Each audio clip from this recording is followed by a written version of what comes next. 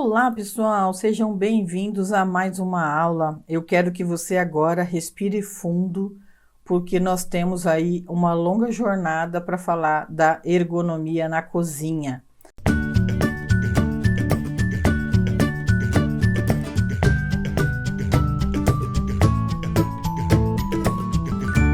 Bem, pessoal, a cozinha com certeza é um dos ambientes mais complexos para decorar numa casa, porque além de ter vários acessórios e aparelhos eletrodomésticos, é um lugar que precisa ser funcional para facilitar aí o dia a dia de quem usa essa cozinha. O tipo de cozinha que você vai ter na sua casa vai depender bastante aí da metragem da sua planta. Então, vamos conhecer agora os tipos de cozinha. Então, a primeira cozinha que a gente vai ver é a cozinha linear. A cozinha linear é um modelo de cozinha aí que concentra todos os armários superiores e inferiores e os eletrodomésticos de um mesmo lado. É um dos modelos aí mais utilizados em cozinhas pequenas, estreitas e longas. Agora a gente vai falar um pouquinho sobre a cozinha paralela ou corredor. Também é utilizada para espaços estreitos e longos, porém para quem tem um pouquinho mais de espaço, já que a cozinha ela é montada aí uma de frente com a outra, deixando um corredor no meio que geralmente vai servir aí de passagem para algum outro cômodo. Agora a gente vai falar um pouquinho sobre a cozinha em L. A cozinha em L também é um modelo aí de cozinha bem comum, né? E com essa distribuição é possível colocar uma mesa de jantar dentro da cozinha, dependendo aí do espaço, ou até mesmo uma ilha pequena, respeitando sempre a circulação mínima. Agora a gente vai conhecer a cozinha em U.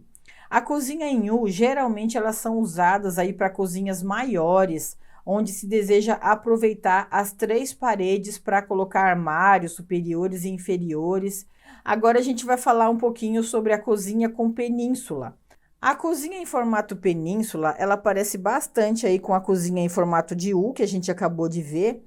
A diferença é que ela é mais alongada em uma das extremidades, permitindo que você coloque o fogão, cooktop ou até mesmo a pia. Do outro lado da península, geralmente são utilizados bancos altos ou não, né? Você pode fazer também a península na altura de mesa, que a gente vai ver daqui a pouco.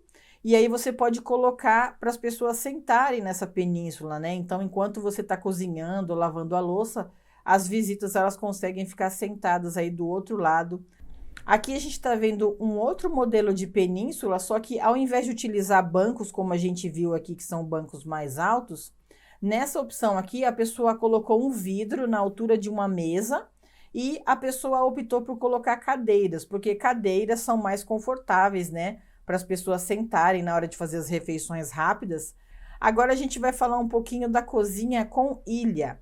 Bem, a cozinha com ilha, pessoal, a única diferença dela para a cozinha com península é que nesse caso a ilha ela não fica encostada em nenhuma parede, como vocês estão vendo aí. É um dos modelos mais desejados de cozinha nos dias atuais, porque é sinônimo aí de modernidade, sofisticação e elegância. As ilhas, elas podem ser usadas aí tanto para o preparo dos alimentos, para colocar o fogão ou cooktop ou a pia, vai depender aí bastante do seu projeto. Não existe regra, mas nós falaremos um pouco mais sobre isso daqui a pouco. Aqui a gente tem um outro modelo de ilha que, como vocês podem ver, não foi colocado nem fogão, nem pia, nem nada. Foi feito só um armário e a ilha aqui, nesse caso, ela está servindo aí só para ajudar no preparo dos alimentos.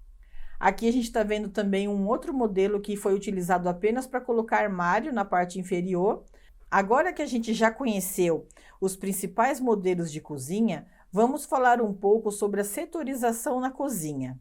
Independente do modelo de cozinha que você vai ter aí na sua casa ou apartamento, é interessante que as áreas sejam separadas e organizadas de acordo com a função do espaço.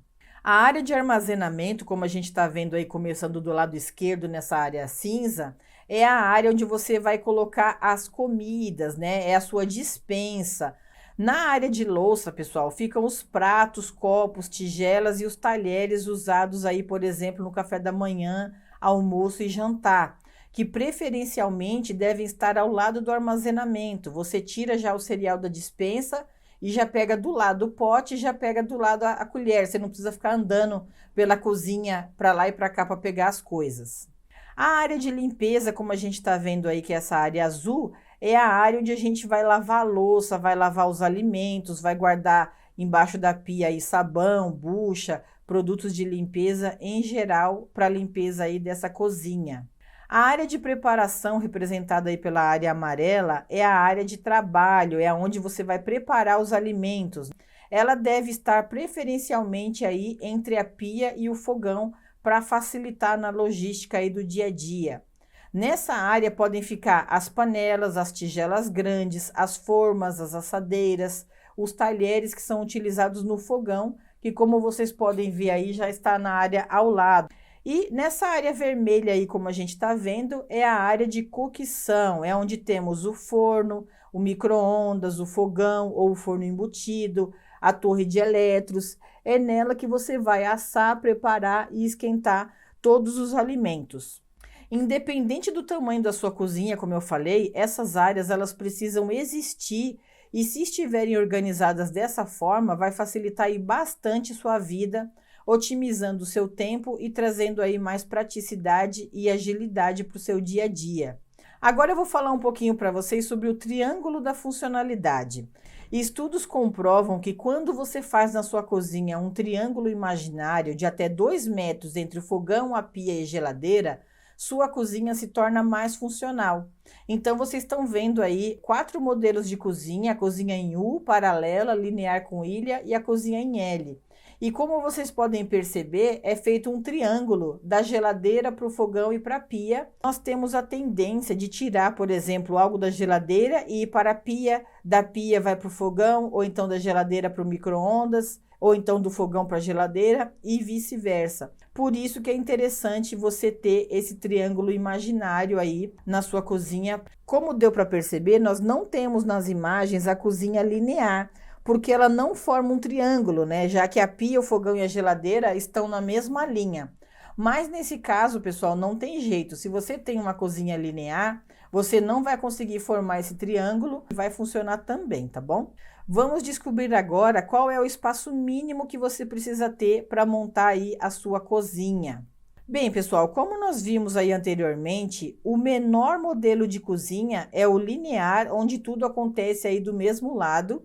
E é esse modelo que eu trouxe aqui para vocês. Aqui a gente está vendo aí um tamanho mínimo de cozinha, que seria aí uma planta 2,50 por 1,50, onde o fogão de 4 bocas ele vai ocupar aí mais ou menos 60 centímetros.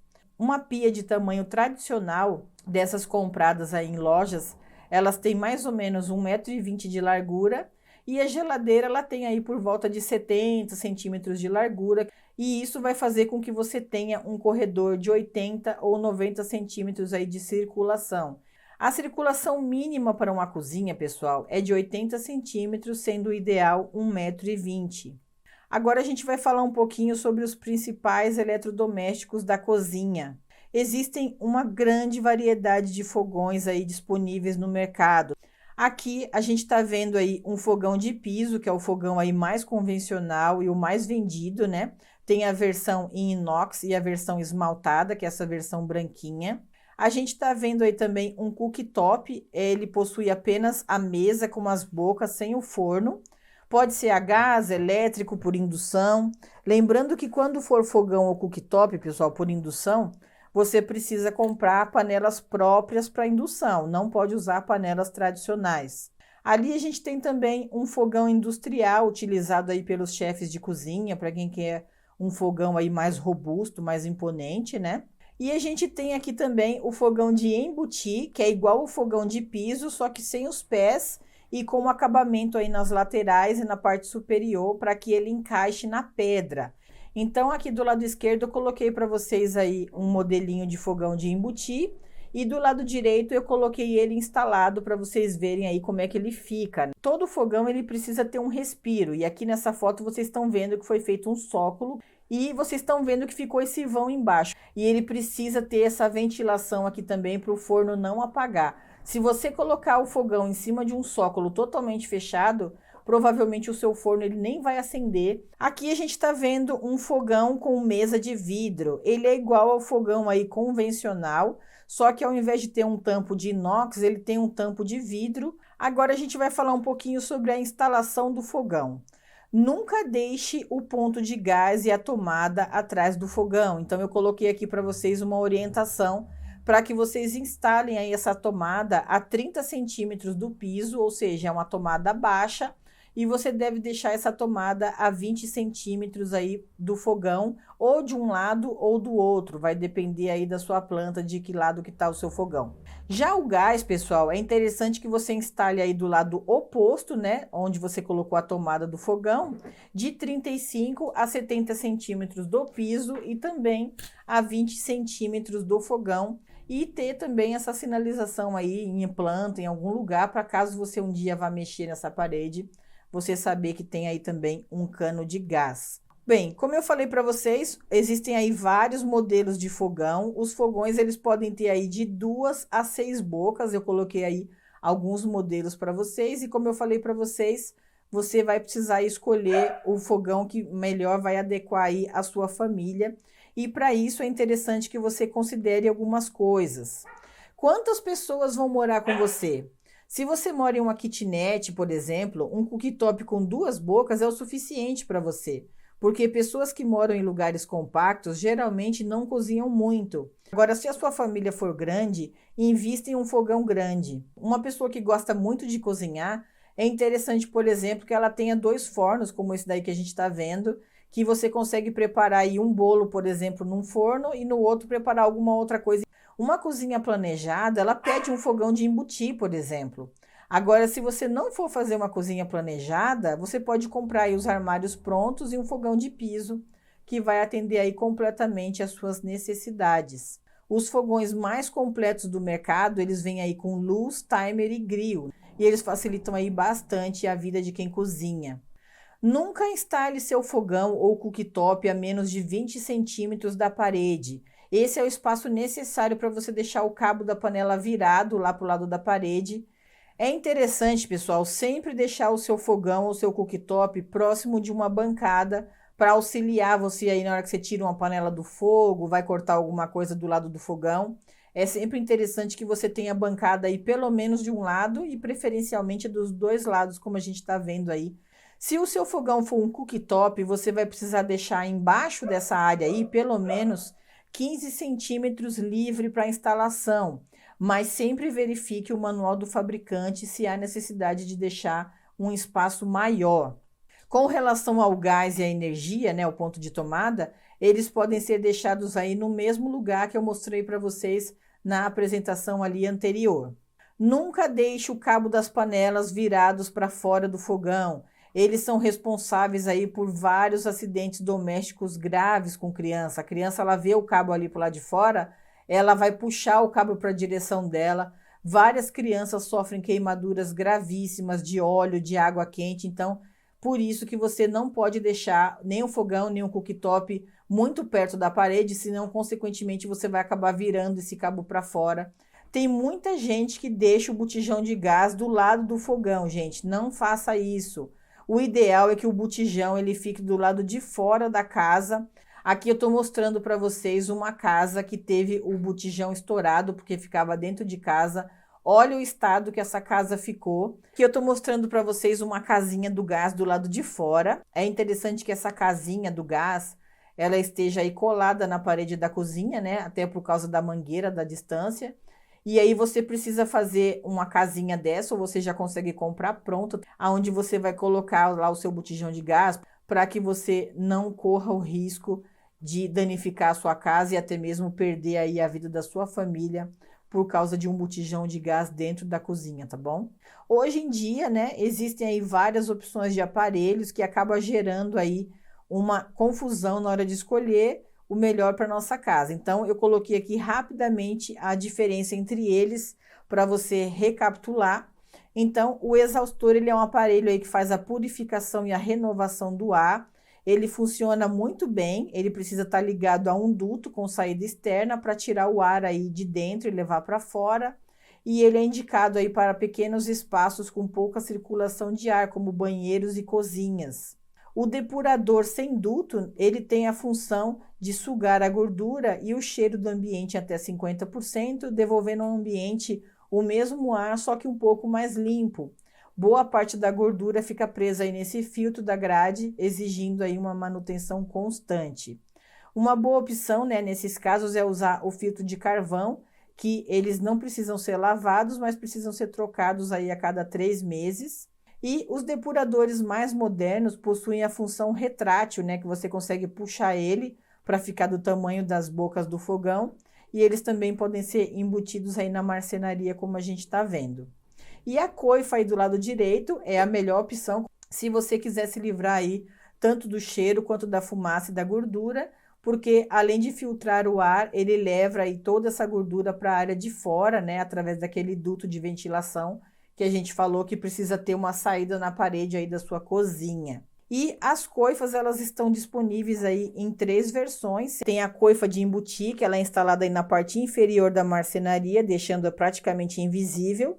Tem a coifa de ilha, né, que tem a mesma função da coifa de parede, porém ela é fixada aí no teto antes do forro de gesso. Ela é bem mais cara do que uma coifa de parede, então considere isso aí antes de fazer um fogão na ilha, tá bom? E nós temos aí também a coifa de parede, que é a coifa mais tradicional, que ela é fixada na parede, logo acima aí do fogão ou cooktop. Você pode deixar uma tomada do lado de fora, ou você pode deixar também a tomada escondida aí atrás da capa que esconde o duto. Coifa, pessoal, ela deve ser instalada aí de 60 a 80 centímetros do fogão ou cooktop. Então, eu coloquei aí 3 imagens para vocês verem. Quanto mais próxima do fogão ela estiver, maior a capacidade dela de sugar, mas respeitando, claro, esse limite aí de 60 a 80 centímetros. Então, dependendo da sua altura aí na hora da instalação, você pode verificar qual é a altura que vai ficar melhor para você dentro dessa margem aí. O duto que leva os cheiros e a fumaça para fora do ambiente, pessoal, ele tem até 3 metros de comprimento. Então, é interessante que o seu fogão ele esteja aí até 3 metros de distância da parede externa. Caso contrário, você vai precisar fazer emendas, o que não é recomendado, tá bom? E aí, como eu falei para vocês, a tomada da coifa, ela pode ficar escondida aí dentro do acabamento, né? Que é esse acabamento que a gente está vendo aí, ou do lado de fora, uns 15 centímetros aí do aparelho nessa parte de baixo, que vai ficar praticamente invisível. Eu, particularmente, prefiro deixar do lado de fora, porque se algum dia der algum problema e eu precisar tirar da tomada por algum motivo, eu tenho acesso à tomada. Agora nós vamos falar sobre as geladeiras. Bem, tem tantas opções de geladeira hoje em dia que está cada vez mais difícil escolher uma, não é mesmo?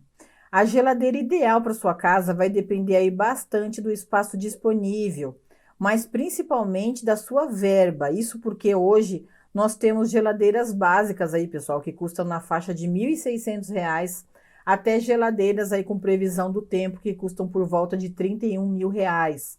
A capacidade de armazenamento de uma geladeira é medida em litros, variando aí de 50 litros para um frigobar até 614 litros para uma geladeira grande. Entre essas duas opções que eu mencionei para vocês, vocês vão encontrar dezenas de modelos nas lojas com algumas opções de acabamento, como linha branca, inox, preta, por exemplo. Com relação aos acessórios e funcionalidades, é interessante que você pense no que é essencial aí para sua família. Então, eu vou colocar aqui para vocês algumas funcionalidades interessantes para se ter numa geladeira. A primeira delas é o filtro na porta da geladeira. Você não precisa abrir aí a sua geladeira para você pegar água gelada. É muito legal, é muito prático, você economiza energia porque não fica aquela abrindo a porta da geladeira toda hora. Outra coisa também muito interessante é você ter o gelo na porta da geladeira. Claro que eu estou falando aqui dos modelos que são mais caros, mas se você puder investir numa geladeira dessa, uma geladeira ela dura aí quanto tempo? 10, 15 anos? É um investimento alto, só que você vai ter aí uma funcionalidade e uma praticidade enorme no seu dia a dia. Outra coisa também que é legal você ter numa geladeira é uma gaveta de legumes e frutas em porta separada. Então, você quer pegar uma cebola, quer pegar uma alface, você abre só a gaveta de legumes, não precisa abrir a geladeira toda, né? O que economiza bastante energia aí também. Outra coisa também que é muito interessante é um freezer do lado da geladeira aí na mesma peça. Esse tipo de geladeira, elas são conhecidas aí por side by side, né? Que é freezer e geladeira aí do mesmo lado. As geladeiras do tipo side by side, elas precisam de mais espaço para abrir por completo as portas. Para a porta menor da esquerda, você precisa ter aí pelo menos de 15 a 25 centímetros aí de afastamento ou da parede ou do armário lateral. E para a porta da direita, que é mais larga, como vocês podem ver, você precisa aí deixar pelo menos de 30 a 35 centímetros de afastamento também, para que você consiga abrir completamente essa porta. Esse modelo de geladeira, como eu falei para vocês, ele possui o filtro na porta da geladeira, né? E ele faz o gelo também em alguns modelos. Então você precisa deixar atrás dessa geladeira um ponto de água e uma tomada aí que você já precisaria deixar mesmo.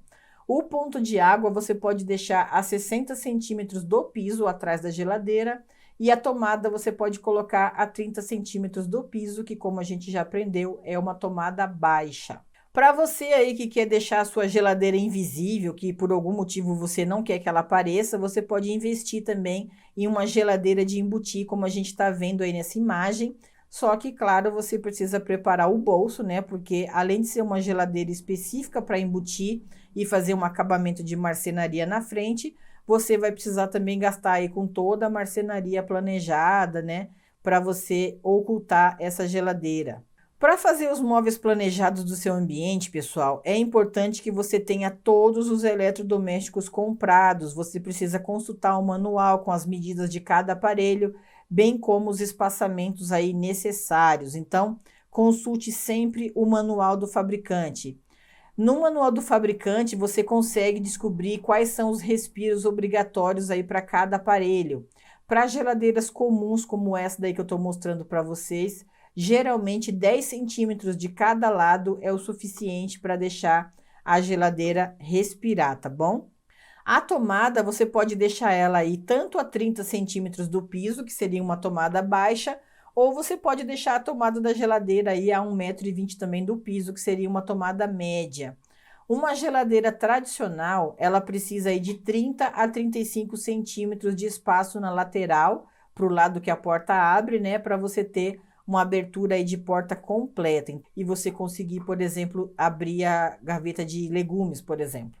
Deixe um ponto de água sempre atrás da geladeira a 60 centímetros do piso. Mesmo que você, pessoal, hoje não possa comprar uma geladeira side by side, deixa um ponto lá de água atrás da sua geladeira, porque já pensou, você faz a sua casa, aí você não deixou o ponto de água atrás da geladeira, as coisas melhoram e você quer investir numa geladeira daqui 5, 10 anos, numa geladeira dessa com filtro e você vai ter que quebrar a sua parede. Então, na hora que você estiver fazendo obra, já deixa um ponto de água atrás lá da geladeira, que não vai te custar mais nada, né? Você só vai deslocar aí provavelmente da pia para trás da geladeira, fazer um ponto extra e você vai ter essa funcionalidade aí se um dia você quiser mudar de geladeira. Posso deixar a geladeira do lado do fogão? Geralmente, pessoal, a geladeira ela é colocada longe do fogão por uma questão aí de praticidade, uma vez que o fogão é melhor estar do lado aí de uma bancada para ajudar no preparo dos alimentos. Mas isso não quer dizer que você não possa ter o seu fogão do lado da geladeira. Caso você queira deixar aí o seu fogão do lado da geladeira, é interessante que você faça uma caixa para a geladeira, como essa daí que eu estou mostrando para vocês. Ela não vai atrapalhar no desempenho aí da sua geladeira e também vai proteger a sua geladeira, no caso de ficar do lado do fogão, da gordura. Qual é o melhor lugar para deixar a geladeira? Você tem geralmente aí duas opções mais tradicionais. A primeira é ao lado da despensa. Dessa forma, você vai manter aí dois volumes que são altos, né? Então, você consegue manter duas coisas altas, uma do lado da outra, fazendo aí uma harmonia na sua cozinha, né? E o restante aí dos espaços você deixa para fazer os armários inferiores e superiores. Um outro lugar para você colocar a sua geladeira também é do lado da torre de eletros. Dessa forma, você vai manter aí também os dois volumes aí mais altos da cozinha, né? Que vão do teto ao chão, na mesma proporção, dando um equilíbrio aí para o espaço, como eu estou mostrando aí para vocês nessa imagem. Agora a gente vai falar um pouquinho sobre o micro-ondas. O micro-ondas, ele é um eletrodoméstico aí dos mais polêmicos da cozinha. Tem gente que odeia porque diz que faz mal para a saúde, resseca os alimentos, e tem gente que não vive sem de jeito nenhum. Tudo que vai fazer faz no micro-ondas, porque ele é prático, é rápido para aquecer e preparar os alimentos. Assim como acontece com a geladeira, o micro-ondas também tem a sua capacidade medida em litros, indo de 17 litros até 45 litros. Quanto mais litros, maior o aparelho. O micro-ondas ele também pode ser colocado aí na sua bancada, como a gente está vendo. Ele pode ser colocado num nicho dentro do armário e ele também pode ser colocado aí numa torre de eletro, se ele for um micro-ondas de embutir. Se ele tiver num nicho, pessoal, na parte superior do armário, ele deve ficar aí numa altura máxima de 1,50 m do piso. O eixo do micro-ondas, o meio do micro-ondas, ele precisa estar no máximo a 1,50 m do piso. Se você coloca o micro-ondas muito alto, como a gente vê em alguns projetos por aí, você corre aí o sério risco de, na hora de tirar esse alimento quente, não conseguir segurar e despejar ele em cima de você e ocasionar aí gravíssimas queimaduras. Atenção, pessoal, não compre o micro-ondas tradicional e embuta ele na marcenaria. O micro-ondas de embutir, ele é feito especialmente para esse fim e possui saídas de ar diferente. Os micro-ondas mais sofisticados, eles possuem aí a opção de grelhar os alimentos e eles também têm diversos tipos de acabamento, como linha branca, inox, preto, espelhado. Agora a gente vai falar um pouquinho sobre a instalação do micro-ondas. Se o micro-ondas ele estiver instalado em um nicho, pessoal, deixe a tomada na lateral do nicho, nunca atrás do aparelho, porque conforme o micro-ondas vai esquentando, ele pode até esquentar esse fio, derreter e dar até algum curto, tá? Agora a gente vai falar um pouquinho sobre o forno. Se você optar por um fogão convencional, pessoal, você vai ter o forno e o fogão no mesmo aparelho, como vocês estão vendo aí. Se você optar por um cooktop, você automaticamente vai precisar comprar separado um forno, né? O forno, ele possui aí duas versões. Tem o forno de mesa e o forno de embutir.